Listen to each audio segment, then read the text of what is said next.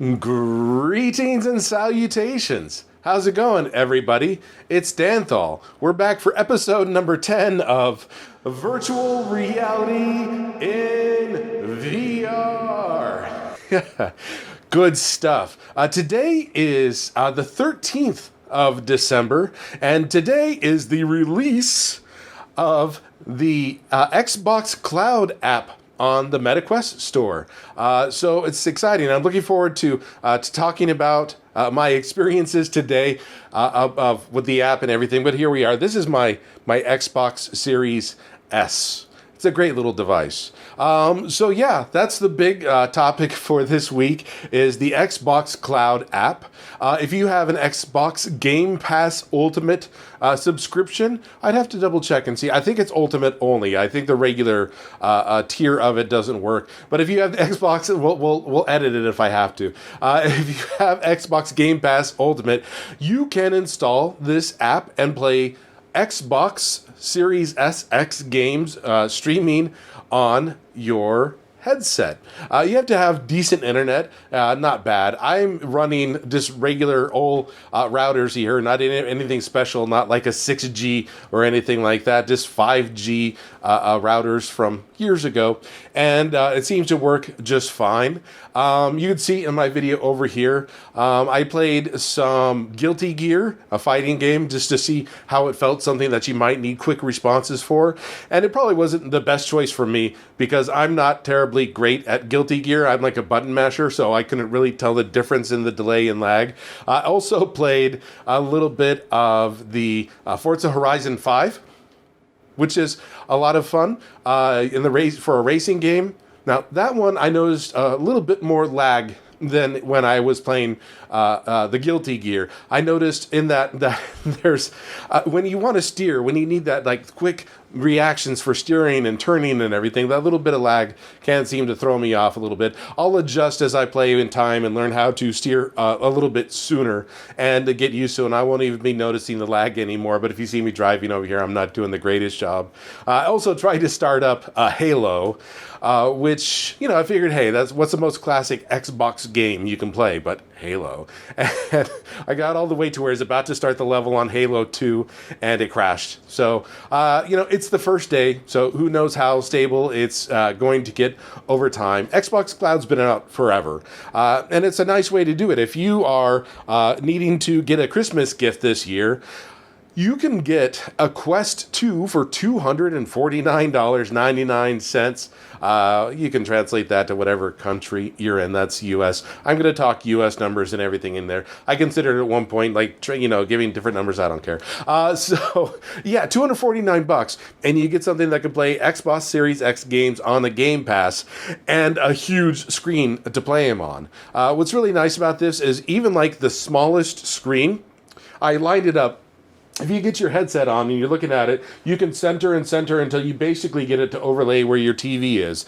And the smallest screen in the Xbox Cloud was bigger than my TV. My TV, I think, is a 65-inch, I would guess. This was closer to a 75-inch TV from 8 feet away. So there's that. The large size is bigger. You're getting into the 100-inch TVs. And then there's an extra large size that basically you can't see all of. The screen's off to your peripheral. So if you'd have to, you know, you can't see the whole screen at once. And that might be fun for other games. But the idea is it's always going to be streaming in 1080p, 60 frames a second, which is about what the Xbox Series S is. So, you know, if you want a kid that wants Xbox games, they want virtual reality, this is, I guess, one way to go. I don't know. I still probably end up playing most of my Xbox games on the console. But for times that maybe the TV's being used or I just want to go in the bedroom and play some Xbox games sitting on the bed, you know, feeling sick.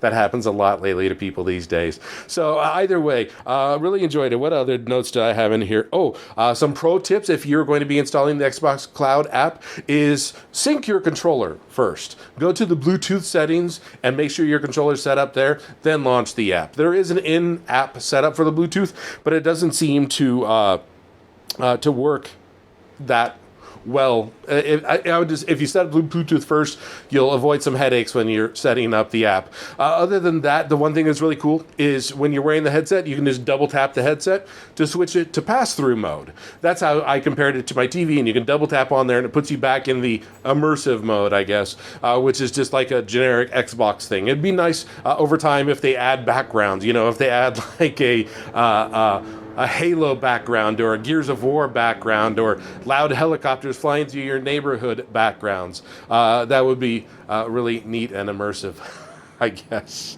So other than that, I picked up Unplugged air guitar for the Meta Quest. It's on the Quest 2 and 3, I believe. $19.99. They had it on like an extreme sale, so I got it relatively cheap. Actually, I think it's $29.99. Either way, go find out what the price is on the store. If you want a 25% off coupon, if you go to my show notes on there, I'll give you a link for my referral code. If you want to use any of my referral codes, you can totally do that. I need to start linking those on there.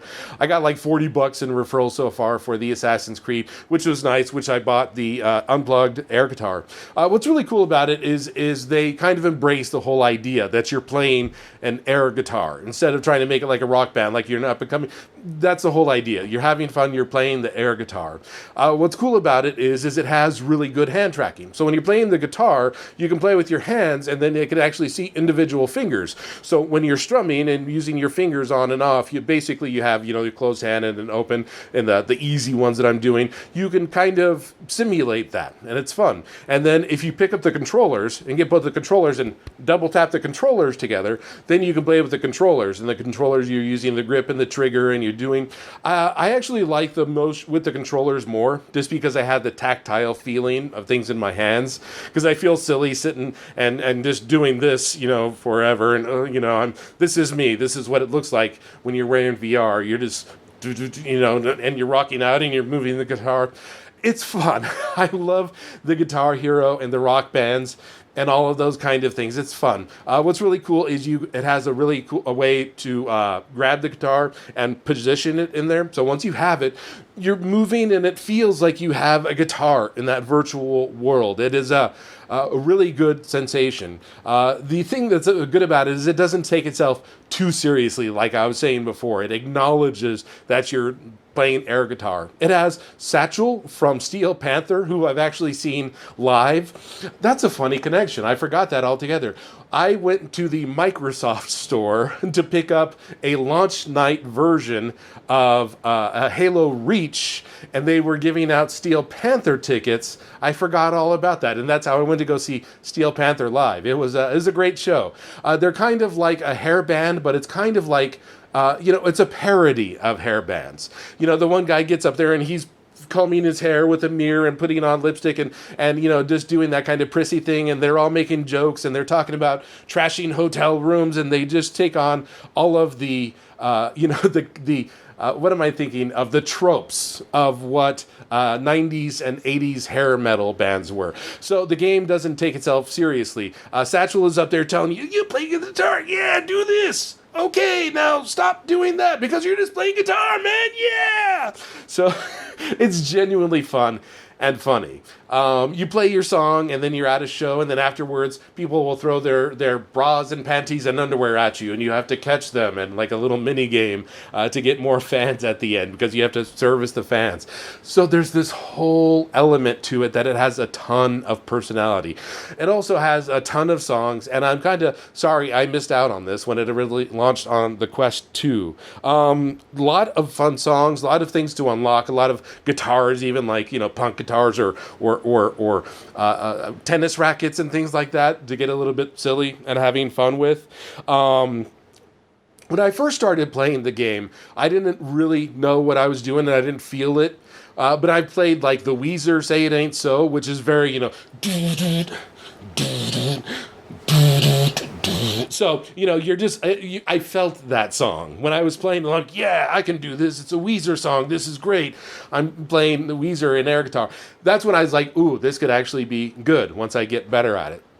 So I'm looking forward to playing more of that. It's a great pickup if you like rhythm games and things like that, which I do. I talk about my rhythm and exergaming stuff all of the time. I love music games. Anyways, that's about all I have for the show this week. Next week is going to be Asgard's Wrath 2, which everybody who is like, with the press and media has got their early release, very positive, 100 hours of gaming, and they're doing it, and like, here's a comparison of the Quest 2 and the Quest 3, and the Quest 2 is great, and it's, beautiful and everything. So I look forward to gushing over that as well. I love the RPGs and things like that. So that's what's going to be happening next week. At the end of this, I'll play some of a video game called Raccoon Lagoon, which was one of my favorites on the original Quest. It's on the Quest 1, Quest 2, Quest 3. I played it on, I think I got it on the Rift store. And I played it on the PC VR and then also on the Quest 2. It's fun. It's kind of like Animal Crossing. Anyways, you'll get the idea looking at it that it's fun. I would say the only disclaimer I have with Raccoon Lagoon, if you see this and you go, "Ooh, I want to play that," and you have a Quest 3, it's kind of broken on the Quest 3. I don't even know why I'm showing a video of it at the end, but it's cute. It's one of my favorite Quest 2 games. So we'll see you next week, and we'll be talking about Asgard's Wrath and whatever else I pick up on the store cheap. Thank you for listening to episode number 10. That's just great. I'm in the double digits of episodes now. I love it.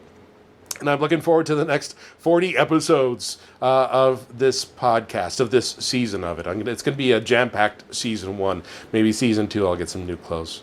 Have a good one. Bye.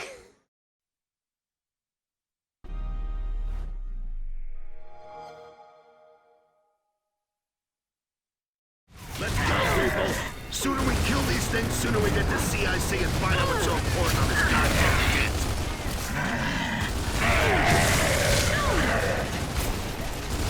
So which idiot said he wanted to see some action for a change? Well, it comes in threes. Fire in the hole!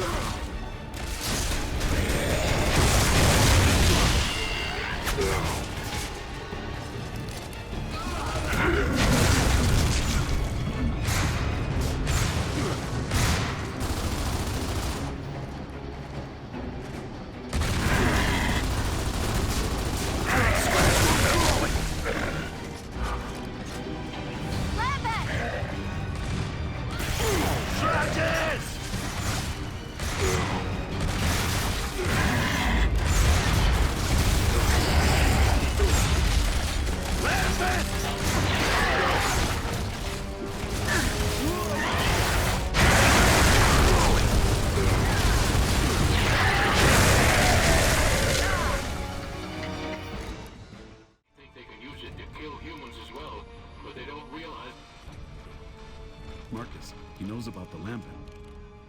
And he looks older than when we saw him die. I know. If he's still alive, I've got to find him.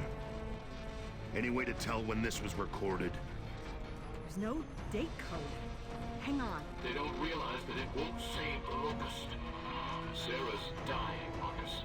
The whole planet's infected. It's the emotion that's killing it. It was always the emotion, you see, and I can stop it.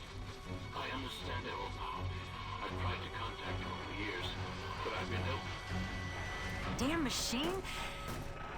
Baird's never here when you need him. Brace! Brace! Brace! Brace for impact!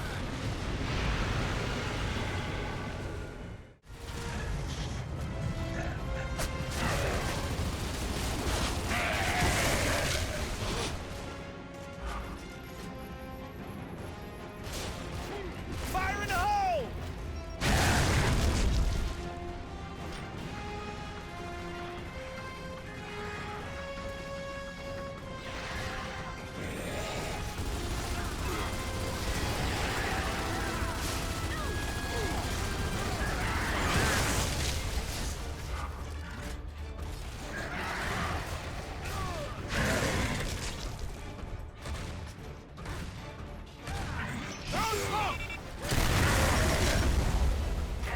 just die?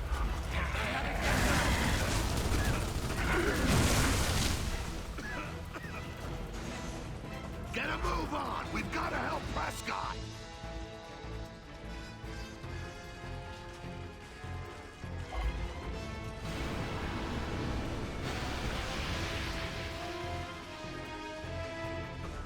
Anyone near the lift controls?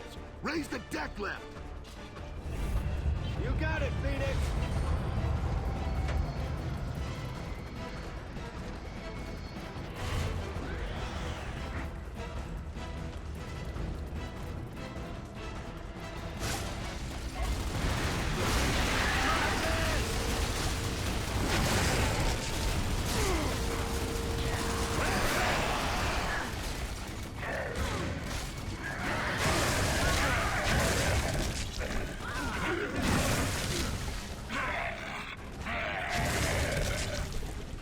Fire! Fire! Fire! Fire in the galley flat! Fire control team to the galley flat!